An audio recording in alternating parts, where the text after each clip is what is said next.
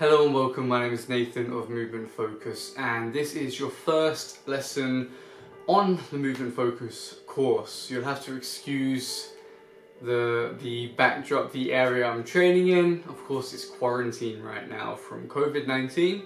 Hopefully, watching this in the future will be out of that and it will all be done with. But nonetheless, we'll begin with the video. The first thing I'm going to teach you, the most fundamental movement I can show you, is of course the flat foot squat. Exactly what I'm doing now. So, as you can see, both my feet are flat, and all I'm doing is I'm dropping the hips down into a flat foot squat. My arms rest on my knees there. They can go in between, they can go outwards, whatever's most comfortable.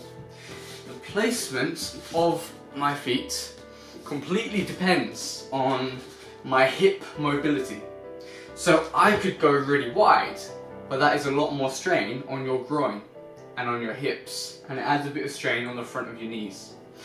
To go really narrow, like this, requires a lot more balance and a lot more mobility in your lower back.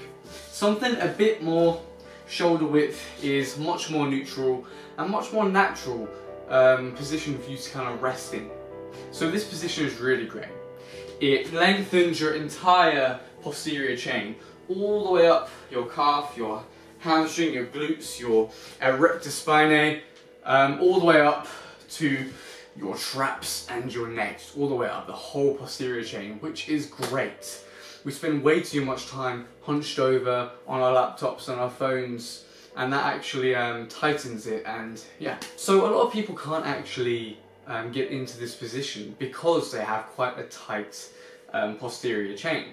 And now the one thing I want you to do if you want to rest in this position is quite simple. All you have to do is place two things under your heels. It could be shoes, it could be books, it could be anything kind of sturdy that you're not going to break by resting your feet on. And by putting them under the heels, you're raising the heels up, which takes a lot of the stress off the posterior chain.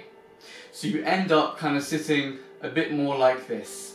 And over time, you begin getting that stretch of the whole posterior chain, and you become more neutral when you're able to rest in that flat foot squat.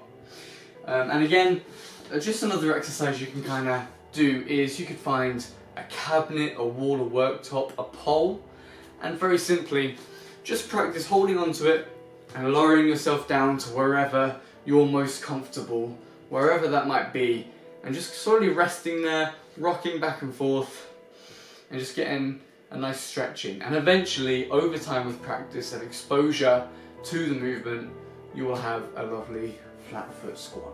So that is the flat foot squat, and it is the most fundamental movement that I teach to all my students, online and in person. So practice that, and we can move on to the next lesson where I'll start teaching you some basic animal movements.